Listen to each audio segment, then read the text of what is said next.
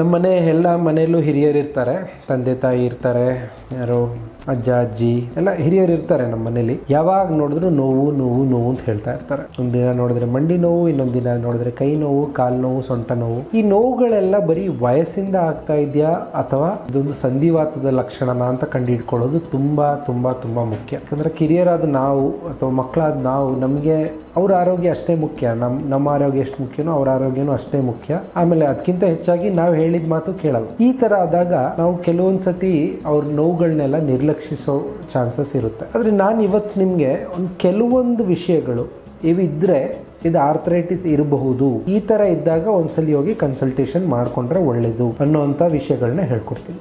ಮೊದಲನೇ ವಿಷಯ ಅಂತ ಹೇಳಿದ್ರೆ, ಅವ್ರಿಗೆ ಬೆಳಿಗ್ಗೆ ಮುಂಜಾನೆ ಬೆಡ್ಡಿಂದ ಇಳಿಯೋದು, ಬೆಡ್ಡಲ್ಲಿ ಹೊರಳಾಡೋದು ಸ್ವಲ್ಪ ಕಷ್ಟ.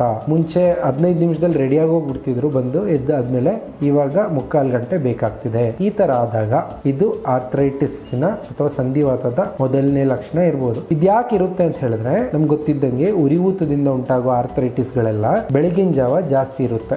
ಈ ರೀತಿ ಇದ್ದಾಗ, ನೋವಿಲ್ಲದೆ ಬರೀ ಬಿಗಿತಾ ಇದ್ದಾಗ್ಲೂ ತಡವಾಗಿ ಅವ್ರ ಕೆಲಸ ಎಲ್ಲ ಮಾಡ್ತಾರೆ. ಇದು ಮೊದಲನೇದು. ಎರಡನೇದು ಏನು ನೀವು ಗಮನ ಹರಿಸಬಹುದು ಅಂತ ಹೇಳಿದ್ರೆ, ಯಾವ್ದಾದ್ರೆ ಡಬ್ಬಿ ಮುಚ್ಚಳ ತೆಗಿಯೋದು ಎಲ್ಲ ಕಷ್ಟ ಅನಿಸ್ತಾ ಇರುತ್ತೆ ಅವ್ರಿಗೆ, ಅಥವಾ ಟ್ಯಾಪ್ ನಲ್ಲಿ ಓಪನ್ ಮಾಡೋದು ಸ್ವಲ್ಪ ಕಷ್ಟ ಆಗುತ್ತೆ, ಅಥವಾ ಬಾಗಿಲ್ದು ಇವಾಗ ಡೋರ್ ನಾಬ್ಸ್ ಬರುತ್ತಲ್ಲ ಅದನ್ನ ತೆರೆಯೋದು ಕಷ್ಟ ಅಂತ ಅನ್ಸುತ್ತೆ. ಇದು ನೋಡ್ತಾ ಇರ್ತೀರಾ ನೀವು, ಅವರು ತುಂಬಾ ಒದ್ದಾಡ್ತಾ ಇರ್ತಾರೆ. ಈ ತರ ಇದ್ರೂನು ಸಣ್ಣ ಸಣ್ಣ ಸಂಧಿಗಳದ್ದು ಆರ್ಥರೈಟಿಸ್ ಆಗಿರಬಹುದು, ಸ್ವಲ್ಪ ಗಮನ ಹರಿಸಿ.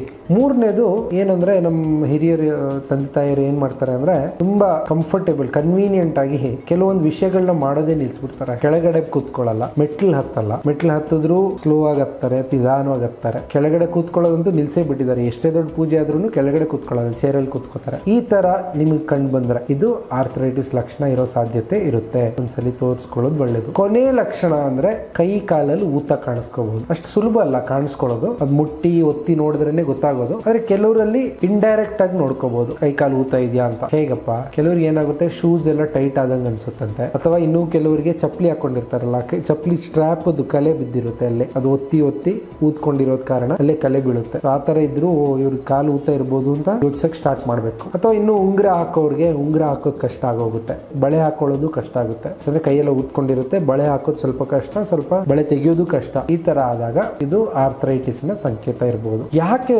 ಆರ್ಥರೈಟಿಸ್ ನ ನಾವು ಬೇಗ ಕಂಡಿಡ್ಕೋಬೇಕು ಅಂತ ಹೇಳಿದ್ರೆ, ವಯಸ್ಸಾದಂಗೆ ಆರ್ಥರೈಟಿಸ್ ನ ಟ್ರೀಟ್ ಮಾಡೋದು ಕಷ್ಟ ಆಗ್ತಾ ಹೋಗುತ್ತೆ. ಮತ್ತೆ ಸ್ವಲ್ಪ ದಿನ ಬಿಟ್ಬಿಟ್ರೆ ಆರ್ಥರೈಟಿಸ್ ಇಂದ ಸಂಧಿಗಳೆಲ್ಲ ಡ್ಯಾಮೇಜ್ ಆಗಕ್ ಶುರು ಆಗುತ್ತೆ. ಅದನ್ನ ನಾವು ಬಿಡಬಾರ್ದು. ಅದಕ್ಕಿಂತ ಮುಂಚಿತವಾಗಿಯೇ ನಾವು ಮಾತ್ರೆಗಳು ಔಷಧಿಗಳು ಶುರು ಮಾಡ್ಬಿಟ್ರೆ ಇದು ಮುಂದೆ ಹೋಗಿ ಡ್ಯಾಮೇಜ್ ಆಗೋದನ್ನ ನಿಲ್ಸುತ್ತೆ. ಇನ್ನೊಂದು ಅಂತ ಹೇಳಿದ್ರೆ, ಈಗ ನೋವು ಇಷ್ಟಿದ್ದಾಗ ಅವ್ರಿಗೆ ನಡೆದಾಡಕ್ಕೆಲ್ಲ ಸ್ವಲ್ಪ ಅಷ್ಟು ಕಂಫರ್ಟೇಬಲ್ ಆಗಿರಲ್ಲ, ಅಷ್ಟು ಆರಾಮಾಗಿ ನಡೆದಾಡಕ್ಕಾಗಲ್ಲ, ಎಡವು ಬಿಟ್ಟು ಬೀಳೋ ಚಾನ್ಸಸ್ ಹೆಚ್ಚಾಗಿರುತ್ತೆ. ಆ ರೀತಿ ಆದಾಗ್ಲೂ ಬೇರೆ ಬೇರೆ ತೊಂದರೆಗಳು ಶುರು ಆಗುತ್ತೆ. ನಮ್ಗೆ ಗೊತ್ತು, ಹಿರಿಯರ್ ಬಿದ್ರೆ ಏನೇನಾಗ್ಬೋದು ಅಂತ, ಫ್ರಾಕ್ಚರ್ ಆಗುತ್ತೆ, ಎಲ್ಲ ಆಗುತ್ತೆ. ಸೊ ಅದನ್ನೂ ತಡಿಬಹುದು ನಾವು ಆರ್ಥರೈಟಿಸ್ ನ ಟ್ರೀಟ್ ಮಾಡ್ಬಿಟ್ರೆ ಬೇಗ. ಆದ್ರಿಂದ ಈ ಮುಖ್ಯವಾದ 4 ಲಕ್ಷಣಗಳು ನಾವು ನೋಡ್ಕೊಬಿಟ್ರೆ ಬಹುಶಃ ಆರ್ಥರೈಟಿಸ್ ಇದೆಯಾ ಇಲ್ವಾ ಅಂತ ಗೊತ್ತಾಗುತ್ತೆ ಅಂತ ಅನ್ಸುತ್ತೆ. ಏನೇನ್ 4 ಲಕ್ಷಣಗಳು ಅಂದ್ರೆ, ಒಂದು, ಬೆಡ್ಡಿಂದ ಎದ್ದೇಳೋದು ಕಷ್ಟ ಆಗುತ್ತೆ, ಕೈ ಕಾಲೆಲ್ಲ ಊದ್ಕೊಳ್ಳುತ್ತೆ, ಡಬ್ಬಿ ಮುಚ್ಚಳ ಎಲ್ಲ ತೆಗಿಯಕ್ ಕಷ್ಟ ಅಥವಾ ಟ್ಯಾಪ್ ಓಪನ್ ಮಾಡಕ್ ಕಷ್ಟ ಅಂತ ಅನ್ಸುತ್ತೆ. ಆಮೇಲೆ ಕೊನೆಯದಾಗಿ 4ನೇದೇನಿದೆ, ಅವ್ರು ಮಾಡ್ತಾ ಇರೋ ದಿನನಿತ್ಯದ ಕೆಲಸಗಳಲ್ಲಿ ಮಾಡಿಫೈ ಮಾಡ್ಕೋತಾರೆ. ನೆಲದ ಮೇಲೆ ಕೂತ್ಕೊಳ್ಳಲ್ಲ,